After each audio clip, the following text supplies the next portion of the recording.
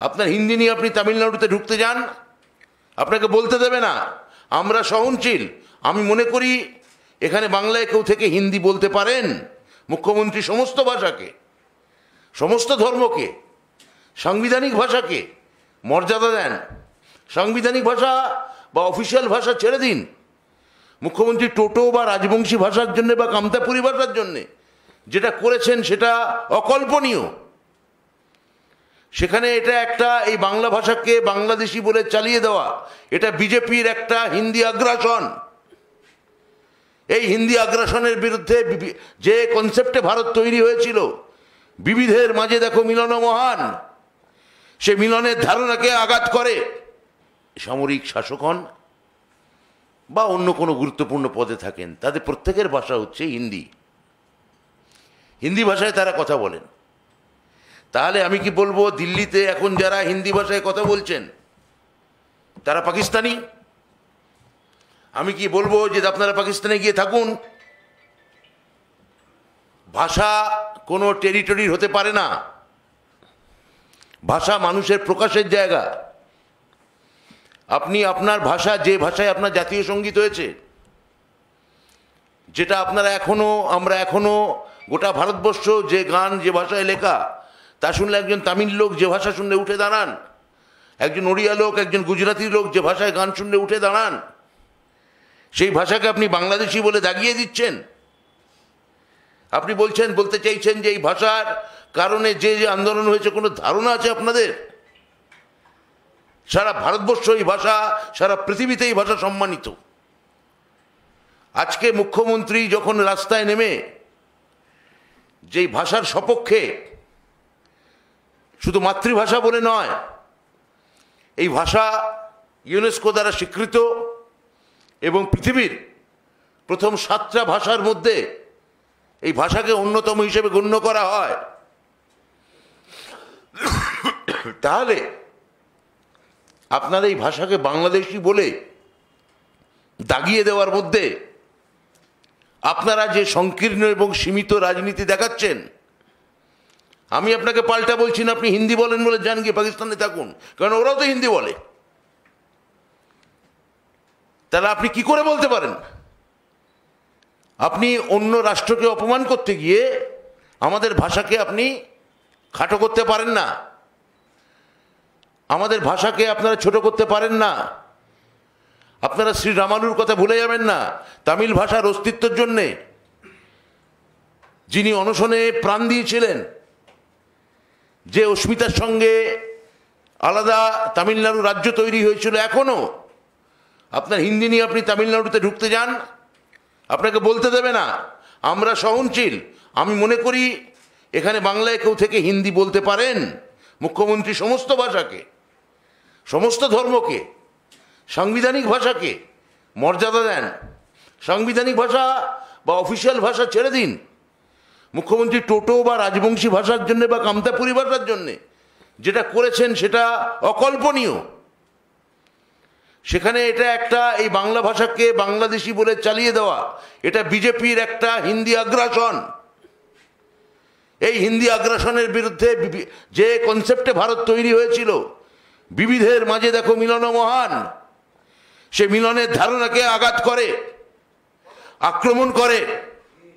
একটা এক ভাষা, এক ধর্ম, এক দেশ, এই তত্ত্ব আমাদের উপর চাপিয়ে দিতে চায়।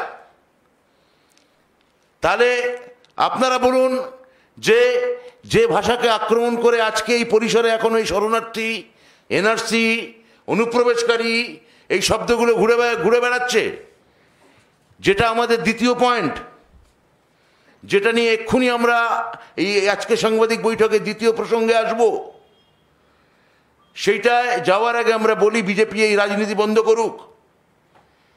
বাংলা ভাষাকে, বাংলাকে আপনারা এইভাবে অপমান করতে পারেন না।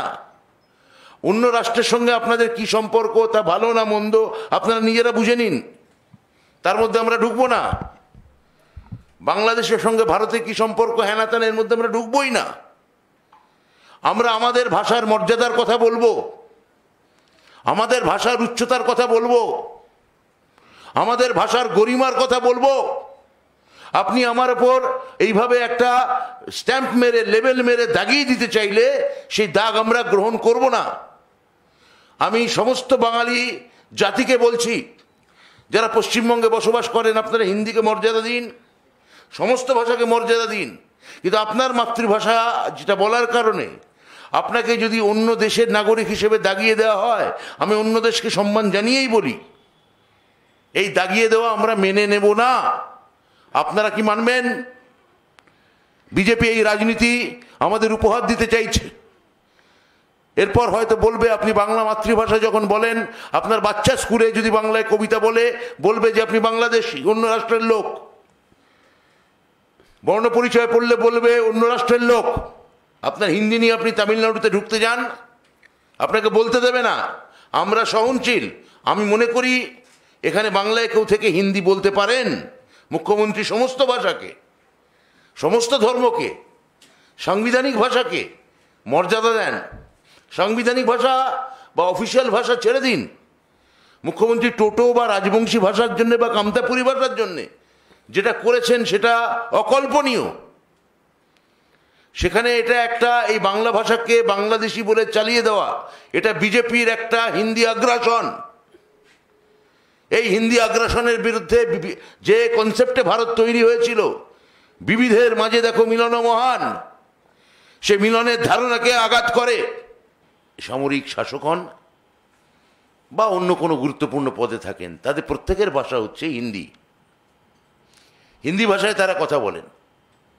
তাহলে আমি কি বলবো, দিল্লিতে এখন যারা হিন্দি ভাষায় কথা বলছেন তারা পাকিস্তানি? আমি কি বলবো যে আপনারা পাকিস্তানে গিয়ে থাকুন? ভাষা কোনো টেরিটরির হতে পারে না। ভাষা মানুষের প্রকাশের জায়গা। আপনি আপনার ভাষা, যে ভাষায় আপনার জাতীয় সঙ্গীত হয়েছে, যেটা আমরা এখনো গোটা ভারতবর্ষ যে গান যে ভাষায় লেখা, তা শুনলে একজন তামিল লোক যে ভাষা শুনলে উঠে দাঁড়ান, একজন ওড়িয়া লোক, একজন গুজরাটি লোক যে ভাষায় গান শুনলে উঠে দাঁড়ান, সেই ভাষাকে আপনি বাংলাদেশি বলে দাগিয়ে দিচ্ছেন। আপনি বলতে চাইছেন যে এই ভাষার কারণে যে আন্দোলন হয়েছে, কোনো ধারণা আছে আপনাদের? সারা ভারতবর্ষ এই ভাষা, সারা পৃথিবীতে এই ভাষা সম্মানিত। আজকে মুখ্যমন্ত্রী যখন রাস্তায় নেমে যেই ভাষার সপক্ষে, শুধু মাতৃভাষা বলে নয়, এই ভাষা ইউনেস্কো দ্বারা স্বীকৃত এবং পৃথিবীর প্রথম 7টা ভাষার মধ্যে এই ভাষাকে অন্যতম হিসেবে গণ্য করা হয়,